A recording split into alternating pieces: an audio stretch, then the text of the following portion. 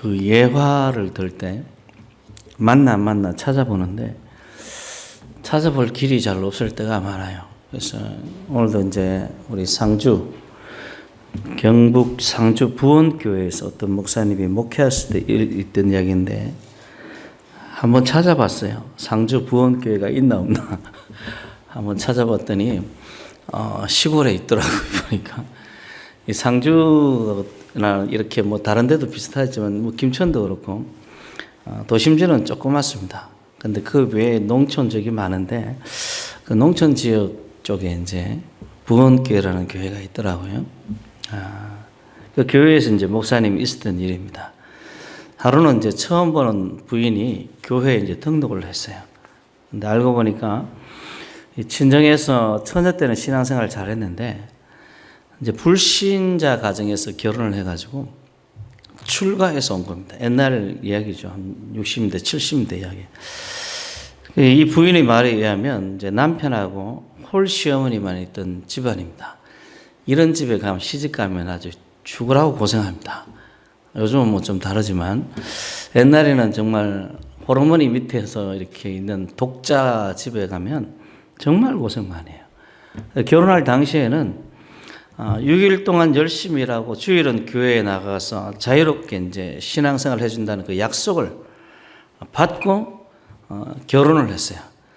근데 세상에서 제일 믿을 게 안 되는 게 뭐냐면 남자들이 결혼하기 전에 하는 약속이에요. 그거 믿으면 안 됩니다. 특히 불신자들이 결혼하기 전에 하는 약속은 거의 믿을 게 못 돼요. 믿을 게 못 되는데 여기도 그래요. 그래서 이제 옛날에는 그랬잖아요. 이거 여자가 시집 오면 모습을 두는 것보다 더 좋은 게 뭐냐면 며느리 맞이하는 거라고 그랬어요. 어른들 아십니까? 모습보다 더 좋은 게 뭐예요? 며느리 맞이하는 거라. 애도 놔주고 이제 막 아무리 일을 시켜도 찍소리 안 하고 일을 하고 돈 한 푼 안 줘도 되니까 그렇게 며느리가 오면 집안일을 주라고 하기를 사람들이 그렇게 원하는 거예요. 원하는데 그래서 이 부인은 그래도 이제 예수를 믿던 집에서 시집을 왔기 때문에 주일은 어떤 일이 있어도 성수를 하는 거예요. 그러니까 불만이죠. 시어머니하고 그 아들이 남편이 얼마나 불만이겠어요.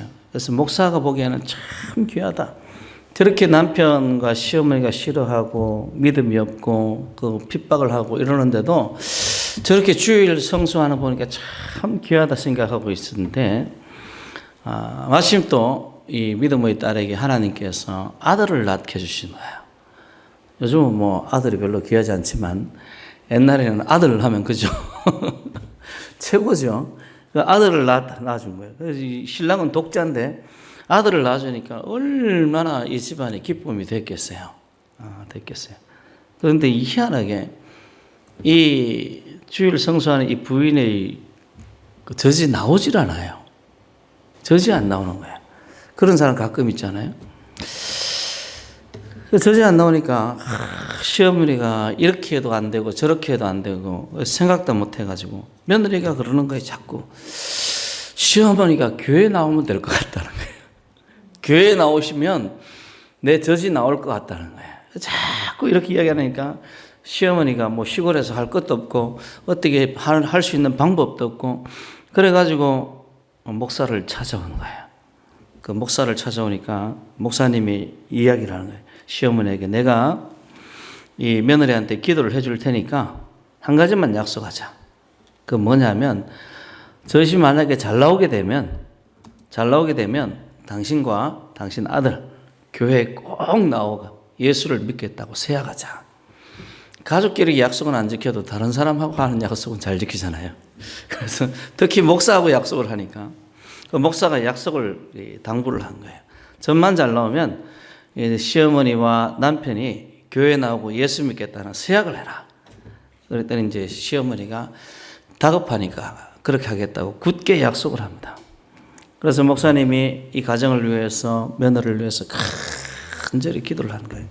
근데 바로 그 다음 날 젖이 터져가지고 애한테 이제 젖을 먹일 수 있게 되었어요. 할렐루야죠. 이 하나님의 역사예요. 이런 게 다. 그러니까 시어머니와 남편이 교회에 나와서 예수 믿게 되고 또 시어머니, 남편, 부인까지 다 이 상주 부원교회 집사가 된 거예요. 그래서 목사님이 고백하기를, 야, 하나님께서 참 하나님의 백성을 부를 때 놀라운 방법을 사용하시는구나. 그래서 이야기하기를, 나는 나의 기도가 아니라 그 부인이 주일 성수하는 믿음을 보시고 하나님께서 이 부인에게 기적을 일으키시고 온 가족을 구원했다. 그렇게 믿는다. 그 목사님 고백입니다. 그 목사님 고백이에요. 그래서 여러분들이 우리가 이제 종종 잊고 있는 게 뭐냐면 하나님입니다. 이걸 종종 잊어버려요. 하나님은 하나님이에요.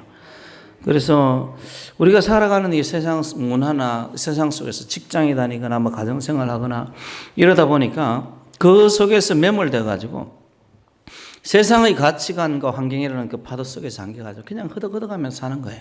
돈 벌기 바쁘고요. 세상 관계 속에서 바쁘고요. 이리저리 근심하면서 허덕허덕하면서 살아요. 그런데 우리는 늘 기억해야 됩니다. 하나님은 하나님이십니다. 하나님이 어떤 분인지 꼭 생각하고 기억하고 사과하고 살아가야 돼요. 하나님께서 모든 일을 행할 수 있는 전지전능하신 하나님입니다. 하나님은 전지전능하세요. 모든 것을 아시고 모든 것을 행하실 능력이 있어요. 우리의 고민과 우리의 처지와 우리의 상황과 우리의 생각을 다 아시고 해결할 수 있는 분이십니다. 능력이 많으시고 무에서 유를 창조하시고 또 그분은 여기에 계시는 분이에요. 내가 있는 그 장소에 여기에 계시는 분입니다. 따라해 볼까요? 하나님은 여기에 계신다. 아멘. 하나님은 여기에 계셔요. 하나님은 여기 계시는 분이에요. 내가 우는 그 장소에, 내가 기뻐하는 그 장소에, 내가 밥을 먹는 그 장소에, 내가 이 신앙생활하는 그 장소에, 내가 직장 다니는 그 순간에, 내가 이 사람들과 이야기하는 그 순간에 하나님은 거기 계셔서 나를 지켜보시고 그 불꽃 같은 눈동자로 나를 바라보시는 하나님이십니다. 언제든지 하나님께서는 우리와 함께 하시는 분이에요. 또 그 중요한 것은 그런 그분이 우리를 사랑하신다는 거예요. 사랑하신다. 그 놀라우신 능력으로 우리에게 은혜를 베푸시며 우리를 축복하시며 우리를 당신의 나라로 우리를 인도하시는 그 하나님이십니다. 그래서 이 성경을 보다 보면 제가 성경을 한 30도, 40도 정도 할 때 그때 알았는데 한 30대쯤 알았던 것 같아요. 30대 중후반쯤 알았을까. 성경을 보다 보니까 야, 이 성경 창세기부터 하나님의 계시가 점점 이렇게 드러나는구나.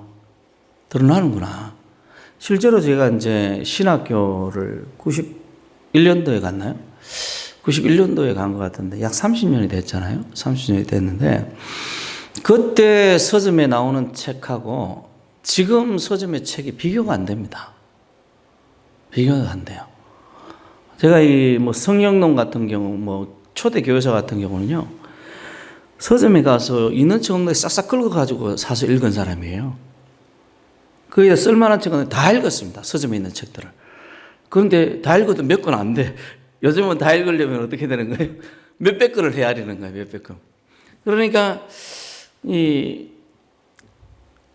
지금 그때의 정보량과 지금 정보량이 비교가 안 돼요. 그렇듯이 창세기부터 이 계시록까지 하나님의 계시가 점점 이렇게 막 크게 드러나더라고요. 그걸 성경을 몇십 도 하고 나서 알았어요.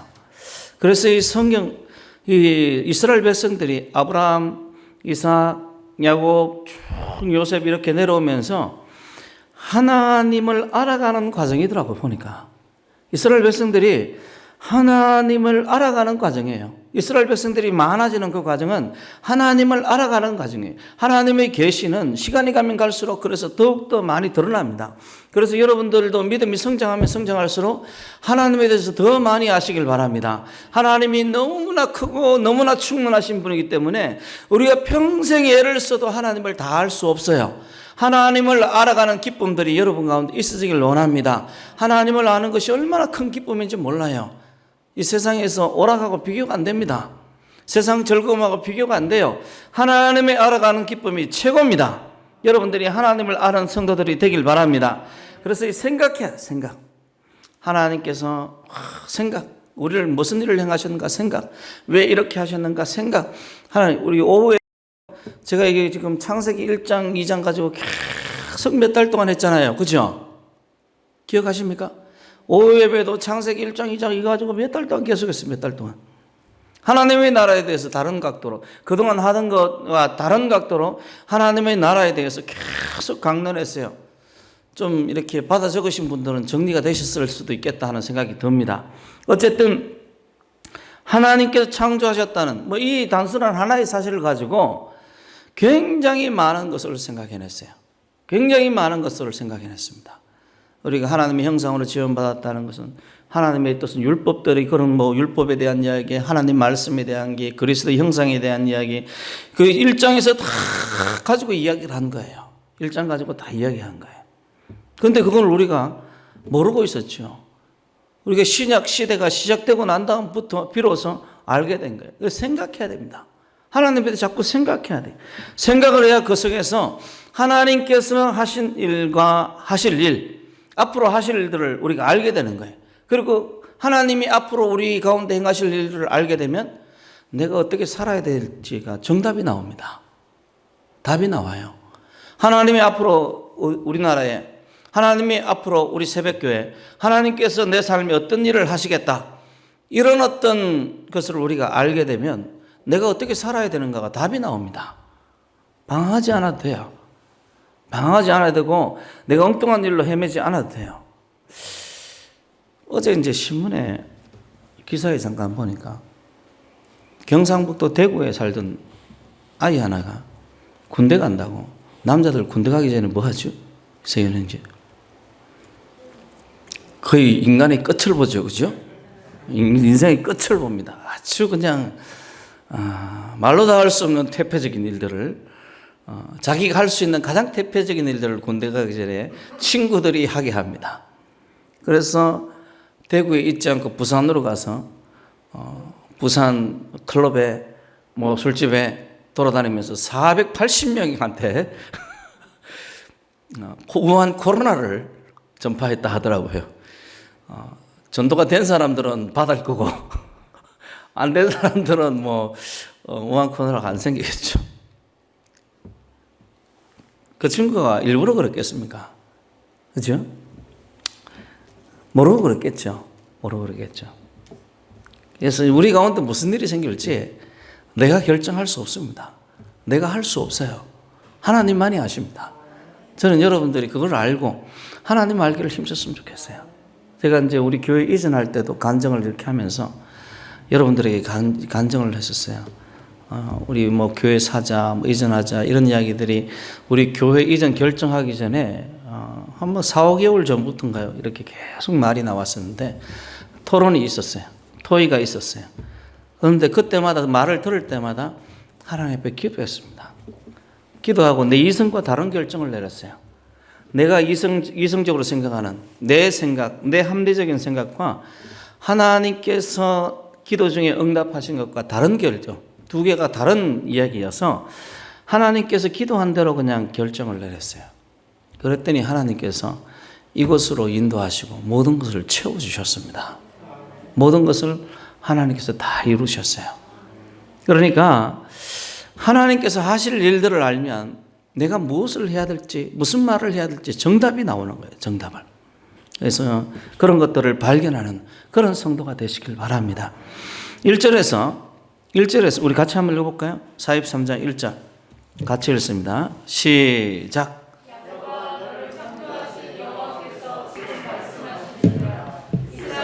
너를 지으신 이가 말씀하시느니라. 너는 두려워하지 말라. 내가 너를 구속하였고 내가 너를 지명하여 불렀나니 너는 내 것이라. 아멘. 내가 너를 지명해서 딱 찍어서 불렀다는 거예요. 내가 너를 지명해서 불렀나니 너는 내 것이다. 이것은 우리가 하나님 앞에 굉장히 특별하다는 거 아닙니까? 1차적으로 이스라엘에 대한 이야기지만은 2차적으로는 예수 믿는 우리들에 대한 이야기입니다. 이 모르는 어떤 신학교 교수나 이런 사람들이 이 영적인 어떤 체험들이 부족하기 때문에 이 뒤에는 우리 이 성경에서 이방의 빛으로 이렇게 이야기할 때 이게 예수님에 대한 이야기지 우리 이야기가 아니다 이렇게 이야기를 하지만 그렇지 않습니다. 예수님 안에 성령이 계신 것처럼 우리 안에도 성령이 계십니다. 하나님의 영이 있기 때문에 그것은 1차적으로 예수님에 대한 이야기이기도 하지만은 2차적으로는 또 예수 믿는 우리에 대한 이야기이기도 해요. 예수 안에 있던 거룩한 성령께서 우리 안에도 역사하시기 때문에 우리가 이방인의 빛입니다. 세상의 빛이라고 예수님께서 친히 말씀하셨잖아요. 그죠? 오늘 여기 나오는 것도 마찬가지. 내가 너를 지명해 불렀다라는 이스라엘에 대한 이야기이지만 이스라엘이 하나님의 백성이라면 우리도 예수 믿고 하나님의 백성 되었으니까 이것은 우리들에 대한 이야기입니다. 하나님께서 우리들을 지명해서 콕 찍어서 불렀어요. 콕 찍어서 불렀어요. 그래서 우리를 굉장히 특별하게 여기십니다. 하나님이 우리를 불러서 우리를 꺼내서 당신의 것으로 삼으셨으면 우리를 하나님께서 책임져 주시겠다는 이야기 아닙니까? 그렇죠? 하나님께서 우리를 책임져 주시겠다는 이야기예요. 결혼하기 전에 남자가 내가 네 인생 책임져 줄게, 막 꽃길만 걷게 해줄게 이런 건 다 사기지만 하나님은 그거 책임질 능력이 있어요. 그죠? 하나님께서 책임질 능력이 있어요. 그렇기 때문에 실제로 이 다음 구절에는 하나님의 보호하심이 어떻게 일어나는지를 보여줍니다. 물 가운데, 불 가운데 하나님께 다 지켜줘요. 그게 다 역사적으로 일어난 사건이잖아요. 물 가운데 하나님께서 걸어갈 때도 물이 너를 엄몰하지 못하겠다는 이 구절은 홍해를 가를 때, 요단강을 건널 때 하나님께서 그것을 실제로 보여준 사건이에요. 그리고 불 가운데서는 그 이후에 이사야 이후에 다니엘의 세 친구 가운데서 그것이 이루어진 것을 하나님께서 보여주셨어요. 하나님께서 보호하신다는 거예요. 보호하신다. 우리가 하나님의 백성으로서 예배를 드리고 예수 그리스도를 구주로 영접한 사건도 같은 논리로 설명이 됩니다. 같은 논리로. 우리는 우리의 의지로 여기 와 있기도 하지만은 우리가 의지가 발현되기 전에 하나님께서 우리를 부르셨다고 성경은 이야기를 합니다. 우리가 우리 생각대로, 우리 의지대로 이렇게 우리 발걸음이 지금 여기 교회로 인도했다고 이렇게 생각하지만 성경은 이야기하기를 하나님께서 내가 너희를 지명하여 불렀다는 거예요. 할렐루야. 감사하죠? 감사해요. 하나님께서 우리 마음을 감동시켜서 우리를 불렀다는 거예요. 이 이야기를 제가 이제 말씀을 전할 때는 항상 이야기하기를 하나님께서 우리를 사랑하시고 우리에게 은혜 베푸시려고 하신다. 이런 내용들을 많이 전해요. 하나님께서 왜 지명해서 불렀겠어요? 우리에게 하나님의 백성으로서 은혜 주시고 하나님의 사랑을 우리에게 보여주시려고 그렇게 하는 거죠. 이게 1차적인 목적입니다. 그런데 거기에서 더 나가서 하나님께서 우리를 지명하여 부르고 하나님께서 너는 내 것이라고 이렇게 말씀하신 데는 우리를 지명해서 불러서 어떤 일을 맡긴다는 의미도 있어요. 아담을 창조하신 이유는 아담에게 어떤 일을 맡긴 겁니다. 생육하고 번성하고 땅에 충만하라. 어떤 일을 맡긴 거예요. 그것이 이제 이후 구절에 보여지고 있는 겁니다. 그래서 여러분들이 이 43장은 참 읽으면 우리 마음이 힘이 되고 우리 가운데 능력이 되고 이러니까 여러분들이 자주 좀 봤으면 좋겠어요. 그래서 우리가 힘이 들고 어려울 때마다 주님을 생각하면 힘을 얻게 됩니다. 특히 내가 하나님을 믿게 되기까지 여러분들이 예수 그리스도를 구주로 영접하기까지 어떤 과정을 거쳐왔는가를 한번 생각해 보면 더 그렇습니다. 내가 예수를 믿게 된 것은 먼저는 뭐가 있었는가 하면 예수 그리스도의 놀라운 희생과 순종, 헌신이 있었어요. 그것 없이는 내가 예수 믿을 수가 없었습니다. 그죠? 내가 이 땅에 태어난 것도 우리 부모님들의 어떤 헌신이 있어서 내가 먹고 자란 거 아닙니까? 맞습니까? 그렇게 된 것처럼 내가 나 한 사람 구원하기 위해서 예수님께서 당하신 고난을 한번 생각해 보자는 거예요. 여러분들이 힘들고 어려울 때마다 나 한 사람 구원하기 위해서 하나님의 아들 예수가 어떤 고난을 당했는지 한번 기억해 보자는 거예요. 그가 나를 구원하기 위해서 포기했던 것, 하늘의 영광을 버리고 평안한 삶을 누리고 우리가 인생의 쾌락을 누리고 이성의 어떤 관계를 가지고 이런 모든 것을 포기하시고 우리를 구원하시기 위해서 했어야 했던 일들을 한번 생각해 보자는 거예요. 또 어떤 마음으로 그분이 그런 일을 하셨는지 어떤 희생을 치렀는지 우리가 한번 생각해 보자는 거예요. 힘들고 어려울 때마다 예수를 바라보십시오. 우리를 구원하기 위해서 그분이 어떤 희생을 치렀고 그분이 어떤 고생을 하셨는지 기억하시길 바랍니다. 예수 그리스도의 고난을 통해서 우리가 예수님을 믿게 되었고 하나님을 섬기게 되었습니다. 예수 그리스도의 고난을 통해서 하나님께로 가는 길이 우리에게 열려진 거예요. 그러니까 우리가 이 자리에 있는 것은 예수 그리스도의 희생 없이는 불가능한 겁니다. 여러분들이 힘들고 어려울 때도 예수 그리스도를 바라보십시오. 내가 이렇게 힘들고 어려운 가운데서 하나님을 바라볼 수 있는 것 자체가 예수 그리스도의 희생과 그 사랑을 통해서 이루어진 거예요. 그러면 여러분 고난 가운데 우리 주님이 여러분과 함께함을 알게 될 줄로 믿습니다. 여러분과 함께 하셔서 내가 이토록 고생하면서 너를 구원하였는데 결코 너를 홀로 내버려 두지 않겠다. 주께서 그렇게 말씀하시는 음성을 들을 수 있는 믿음이 있기를 바랍니다. 또 우리에게 이 복음이 전거되어지기까지 갈릴리 언덕에서 말씀을 전하시던 예수 그리스도를 통해서 예루살렘에 입성하시던 예수의 모습, 갈보리의 십자가에 예수님께서 달리시던 모습, 부활하시고 성천하시고 하나님의 성령이 임해서 주의 성도들이 은혜 받고 온 세상으로 복음을 전파하면서 저기 지금의 터키로, 그리스로, 이탈리아로, 프랑스로, 독일로, 스웨덴, 노르웨이, 영국, 미국에서 다시 이 조선의 나라에 복음이 임하기까지 2000년 동안 수없이 많은 우리 신앙의 선배들이 눈물을 흘리며 피를 흘리면서 복음을 전하고 나서 비로소 이 대한민국에 오늘 우리에게 복음이 전해진 겁니다. 여러분들이 고난 중에 있을 때 우리에게 어떤 과정을 거쳐서 내게 복음이 임했는지를 생각하시길 바랍니다. 또 우리를 구원 얻는 자가 되기 위해서 하나님께서 당신의 성령을 우리 가운데 부어주셔서 우리 삶에 역사하게 하고 우리 고난 중에 예수 그리스도를 바라보게 하는 믿음을 갖게 하셨어요. 하나님께서 우리를 그냥 내버려 두겠습니까?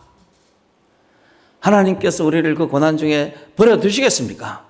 결단코 그럴 수 없습니다. 하나님께서 죽기까지 우리를 사랑하심을 믿으시길 바랍니다. 결단코 우리를 내버려 두지 않고 우리를 사랑하시고 우리에게 은혜 베푸시고 우리가 이 고난을 극복하고 일어서기를 원하는 거예요. 우리가 그 놀라운 사랑 속에, 하나님의 사랑 속에 우리 인생이 있는 겁니다. 할렐루야. 우리가 또 생각해야 될 게 뭐냐면 우리 외에, 우리 말고는, 예수 믿는 사람 말고는 하나님을 아는 자가 없다는 거예요. 하나님을 아는 자가 없습니다. 하나님의 은혜를 받은 우리 외에는 하나님을 아는 사람이 없습니다. 그 우리가 좀 생각해 봐야 돼요. 우리 9절 말씀 한번 읽어볼까요? 9절 말씀 같이 읽습니다. 시작.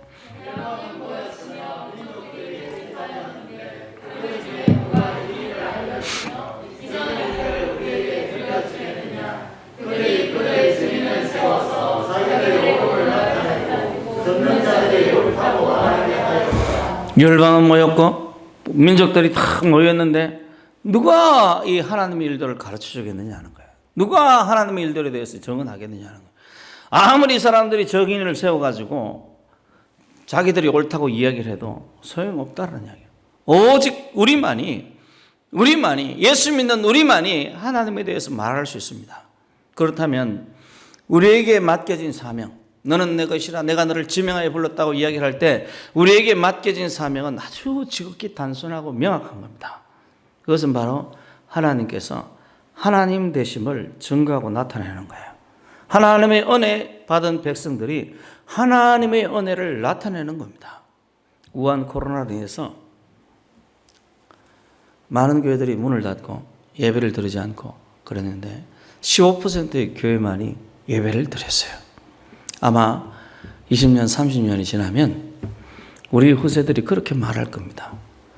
옛날에 우한 코로나를 전 세계적인 전염병이 있었는데 사람들이 수십만 명이 죽어갔는데 우리 한국 교회는 예배를 드렸다. 맞습니까? 분명히 그렇게 이야기할 거예요. 분명히.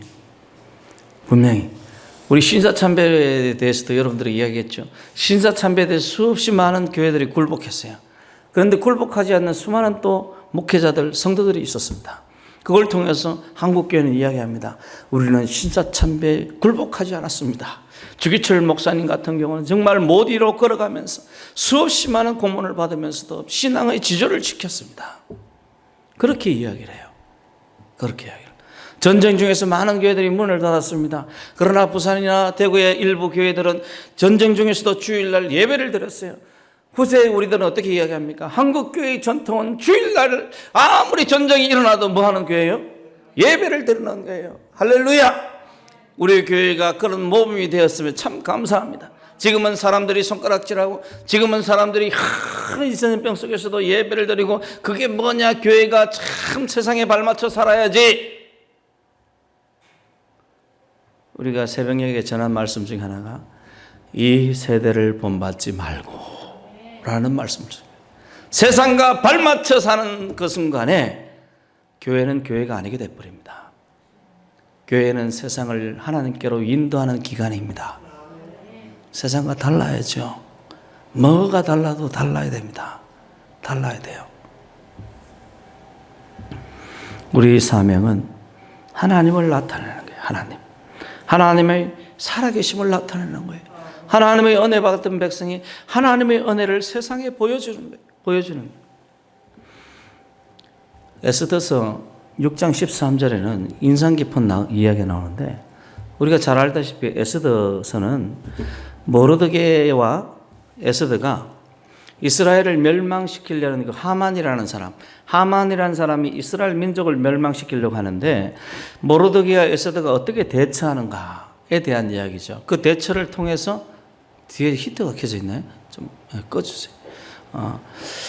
그 모르드게와 에스더가 하나님 앞에 기도해서 이 일을 정치적으로 처리를 하는 거죠. 황제에게 이야기를 해서, 왕에게 이야기를 해서 이 하만의 계계를 물리치고 승리하는 장면입니다. 그래서 그 이야기 속에 보면 하만이 모르드게를 해치려다가 오히려 모르드게와 이스라엘 민족을 높이는 장면이에요. 그리고 6장에 보면 이 모르드게를 이제 나무에 매달아 죽여야 되겠다, 이렇게 생각을 하고 왕이 가서 이제 고에서 모르드게를 매달아 죽이려고 하는데, 왕이 모르드게를 높여라 그래서 모르드게를 높이는 장면, 그 창피를 엄청 당하고 와서 집에 와서 이야기를 합니다. 자기가 당한 모든 일을 그의 아내 세레스와 모든 친구에게 말하매, 그중 지혜로운 자와 그의 아내 세레스가 이르되, 모르드게가 과연 유다 사람의 후손이면 당신이 그 앞에서 굴욕을 당하기 시작하였으니 능히 그를 이기지 못하고 분명히 그 앞에 엎드러지리다.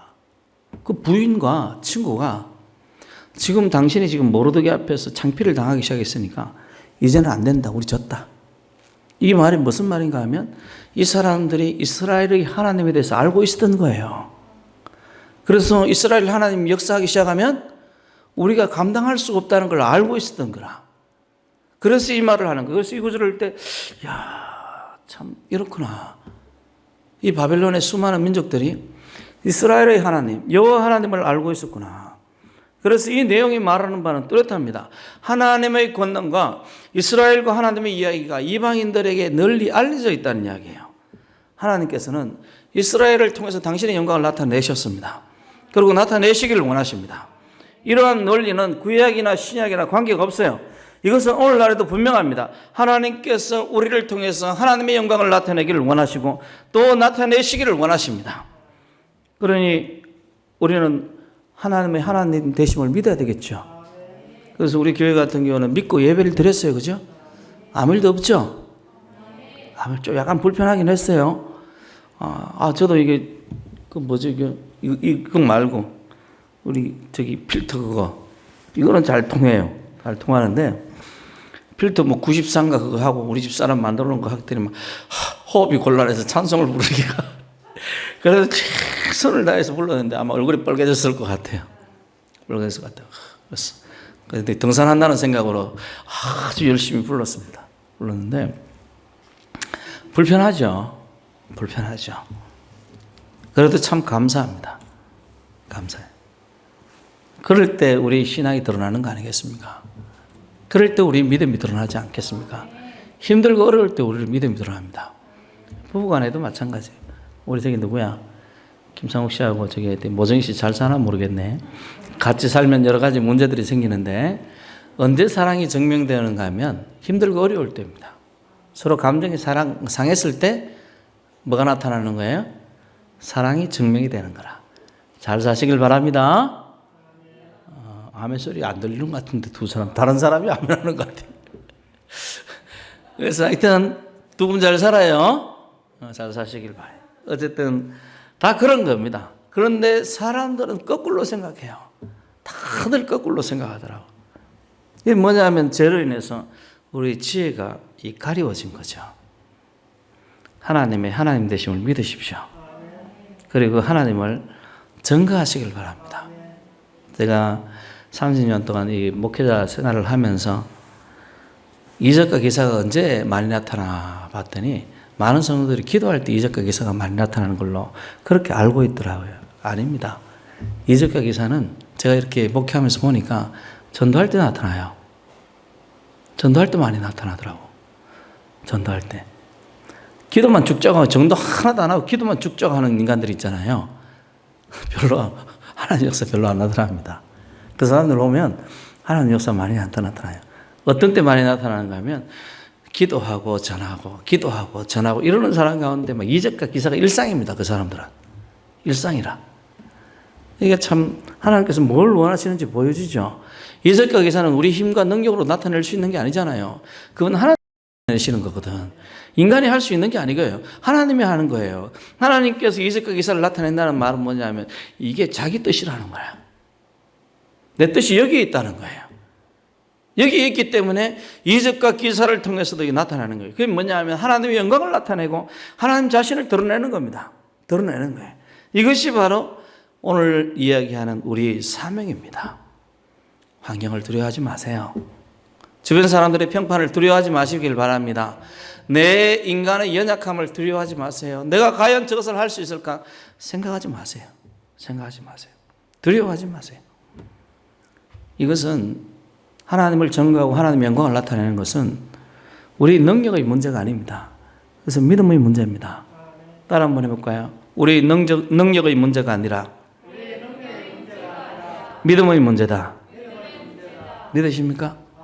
믿으시면 아멘 한번 크게 합시다. 우리 믿음의 문제, 우리 능력의 문제가 아니에요. 그래서 제가 막 은혜 받을 때 큰 영향을 받았던 사람 중에 한 사람이 제가 여러분들에게 여러 차례 이야기하는 송명희 시인입니다. 나 가진 재물 없으나 나 가진 지식 없으나 이 찬송을 작시했던 정말 말 그대로 초등학교도 다니다 말았죠. 그래서 뭐 한글도 겨우 깨쳤겠죠. 왜냐하면 온 몸이 지금 붉으니까 일어서지도 못하는 사람이니까 휠체어에 앉는 것도 힘든 사람이니까 말도 못하죠. 말도 어눌해서 다른 사람이 알아듣지를 못해요. 그 손발이 지금 제대로 사용이 안 돼가지고 손으로 글씨도 못 씁니다. 그 사람 그래서 시를 쓸 때 입으로 씁니다. 입으로 이 연필을 물고 이렇게 써요. 그리는 거죠. 근데 노트북 나와서 엄청 좋았다고 그러더라고. 노트북은 찍으면 되니까. 기억 탁탁 입으로 찍으면 되니까. 입에 물고 찍으면 되니까. 그 참 편하다고 하시더라고. 기가 막히죠? 기가 막혀요. 우리가 보기엔 너무 기가 막혀요. 그런데 그 당시에 제가 생각하기엔 그랬어요. 그 당시에 전국을 강타했습니다. 한 10년 정도. 전국의 신앙생활을 하는 사람들에게 영향을 끼쳤어요. 영향을 끼쳤어요. 아주 감동적으로 영향을 끼쳤습니다.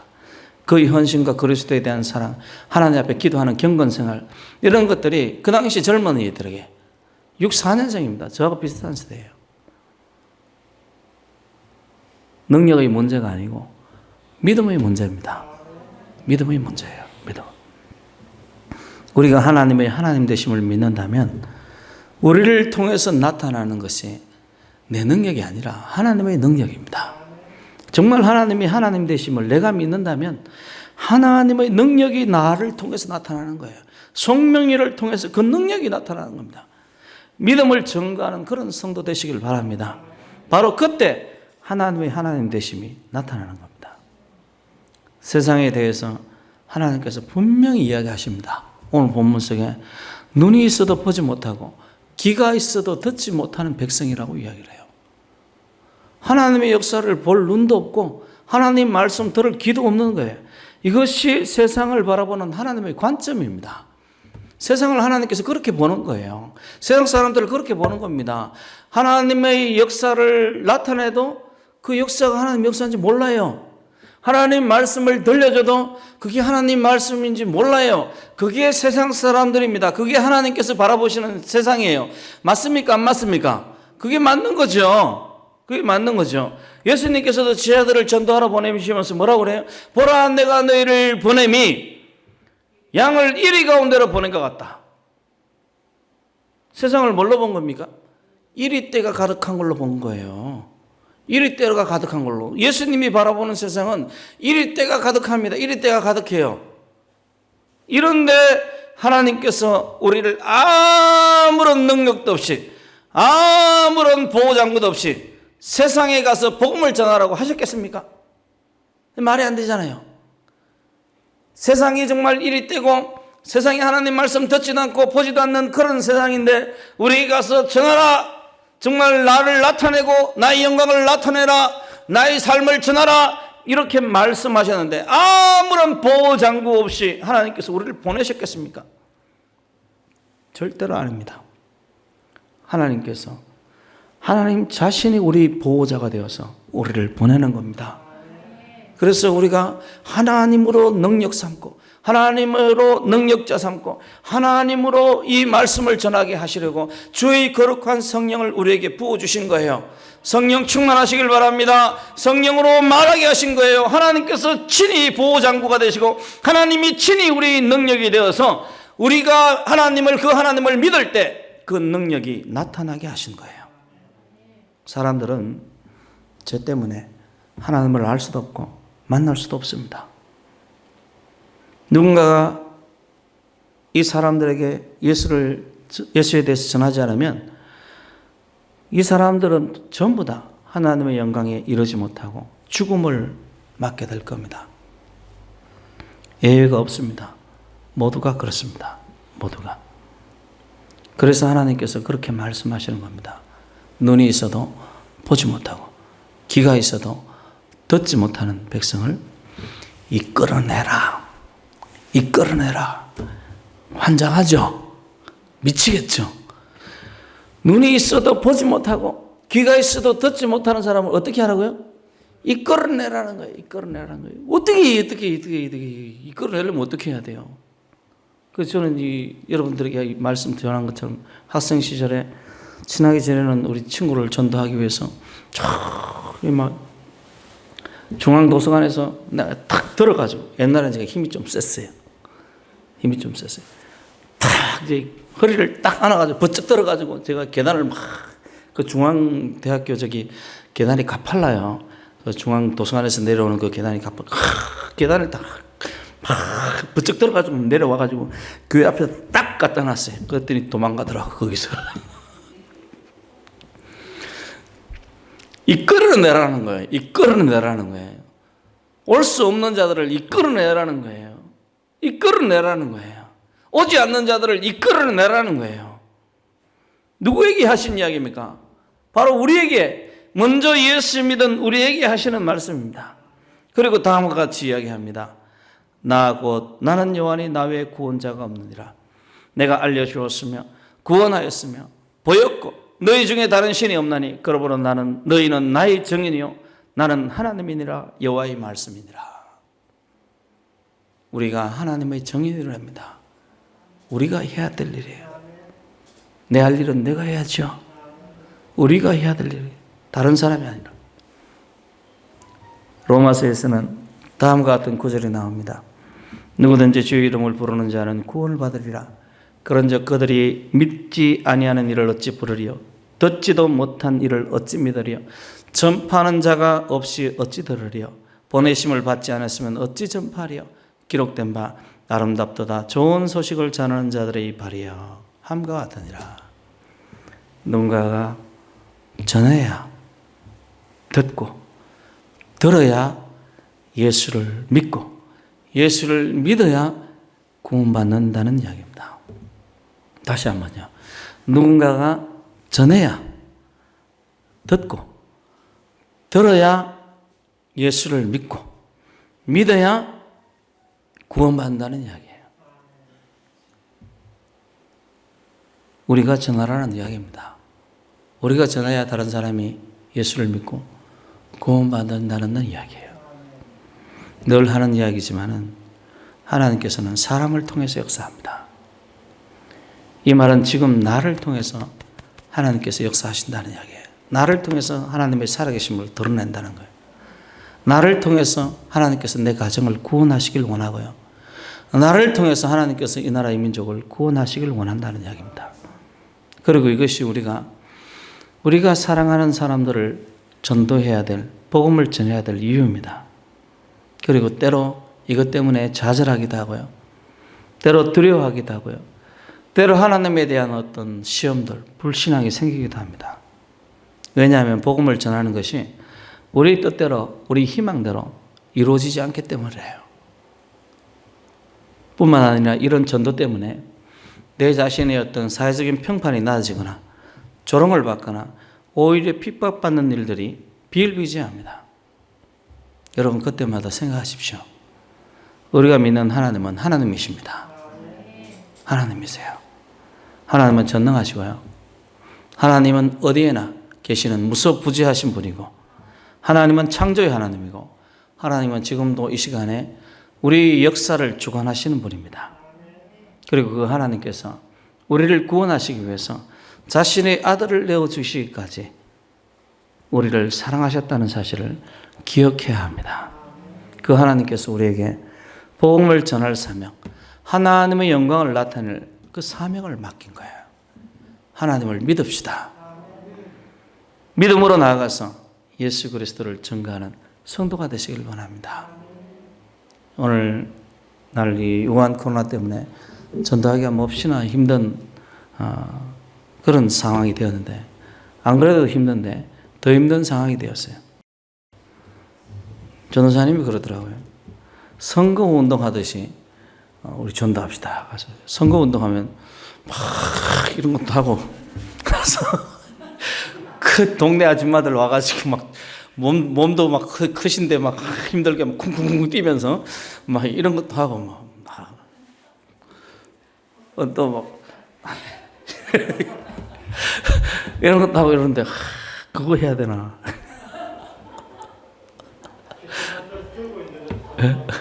피켓? 피켓 들고 막 기호 2번, 1번 막 이러면서 일단 옷을 삽시다 해서 조끼를 사놨어요.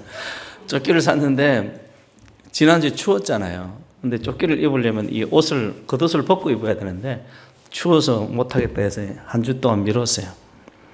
참 감사한 것은 상황이 힘들고 어려운 가운데서 전도하고자 하는 마음이 있으니까 전도할 방법을 생각해낸다는 거예요.